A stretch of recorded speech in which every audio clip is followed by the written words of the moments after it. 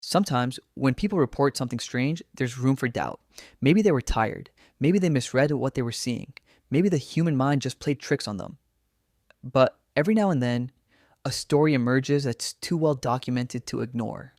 Multiple witnesses, physical evidence, police investigations, radar confirmation, medical records, cases that seem to leak through the cracks of reality and reveal something we were never meant to understand. Today's three stories come from that category.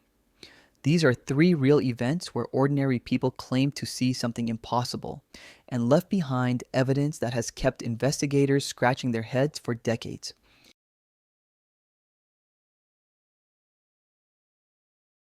In 1963, the remote farming town of Trancas, Argentina, was the kind of place where almost nothing ever happened. Dirt roads, soybean fields, a single railway line running past quiet houses.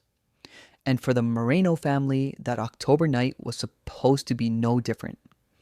Inside the farmhouse, five members of the family were settling in when they noticed something strange. Light, white, pulsing, was bleeding through the windows as if someone had parked a car outside and aimed the headlights directly at their home. But this area was empty. No visitors, no neighbors driving this late. When two of the sisters stepped to the window to look, their breath caught in their throats. Down by the railroad tracks, just a short walk from the house, sat three glowing cylindrical objects, bright enough to light up the field, but not like anything man-made.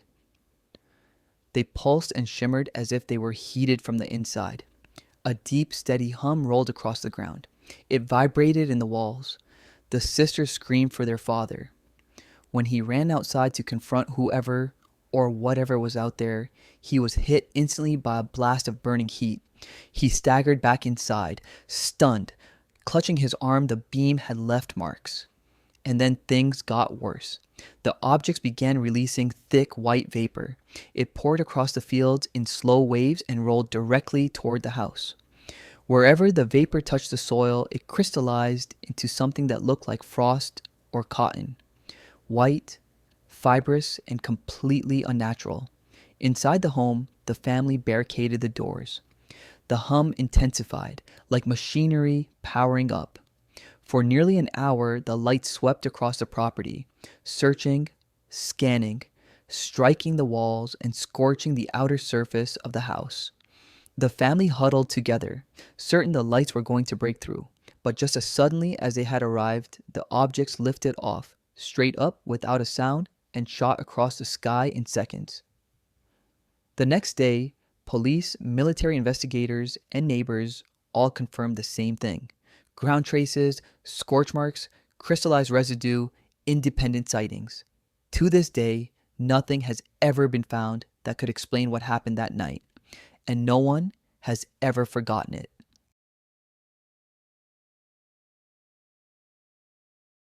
On a cold evening in November 1989, the country of Belgium experienced something that would eventually be seen by more than 12,000 people.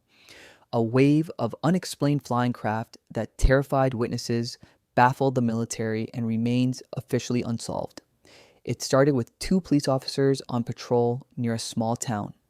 They spotted a massive black triangle hovering silently over a field. Three bright lights glowed at each corner.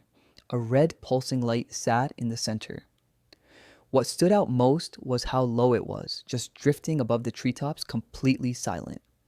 When the officers pulled over to watch, the triangle rotated slowly and then glided away without making a sound. Over the next months, reports poured in from across the country. Air traffic controllers saw them. Military personnel saw them. Pilots, civilians, entire neighborhoods, all describing the same thing. A giant, silent black triangle. But the most dramatic moment came on March 30th, 1990. That night, after multiple people reported one of the triangles hovering over a field, the Belgian Air Force scrambled two F-16 fighter jets to intercept. The jets locked onto the object on radar, but the craft didn't behave like anything known to aviation. It dropped thousands of feet in seconds. It accelerated instantly without producing a sonic boom. It changed course with movement so sharp they should have torn a normal aircraft apart. Both the onboard radar and ground radar confirmed what the pilots were seeing. This object was real, it was solid, and it was outperforming the jets by an impossible margin. The Belgian government later admitted the case was unexplained. More than 30 years later, it still is.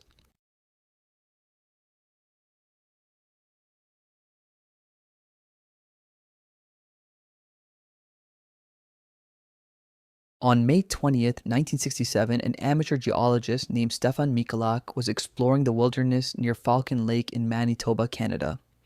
He was alone, following quartz veins across a rocky clearing when something startled the wildlife around him. A sudden burst of terrified honking from a flock of geese. When he looked up, he saw two glowing objects descending from the sky. One hovered, then drifted away. The other landed in the clearing. Mikolak approached, thinking it might be a downed experimental aircraft. Up close, he noticed immediately that this was not any kind of machine he was familiar with. The surface was metallic but seamless, as if it had been molded from a single piece. Heat radiated from it, and the air around it smelled like sulfur. Then a side panel slid open, blasting Mikolak with hot air. When he reached out to steady himself, his glove brushed against the craft's surface and melted instantly. Before he could react, a grid-like vent on the craft emitted a sudden burst of gas that slammed into his chest, a perfect pattern of circular burns that doctors later photographed in detail. The craft lifted off moments later and vanished. Mikolak stumbled back to the highway, burned, nauseated, disoriented. He was treated at a hospital and his injuries were documented. RCMP investigators collected radiation readings at the landing site, and the story made headlines across Canada. To this day, neither Canadian authorities nor medical experts have been able to explain the grid-shaped burns or the high radiation levels found in the clearing. Falcon Lake has become the most documented UFO case in Canadian history, and like the others, it refuses to go away.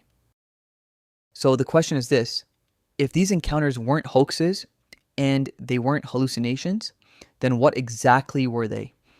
Whatever the answer is, it's still out there, hovering just beyond what we can explain. And if history tells us anything, it's that these visitors have a habit of returning when we least expect it. Thanks for watching.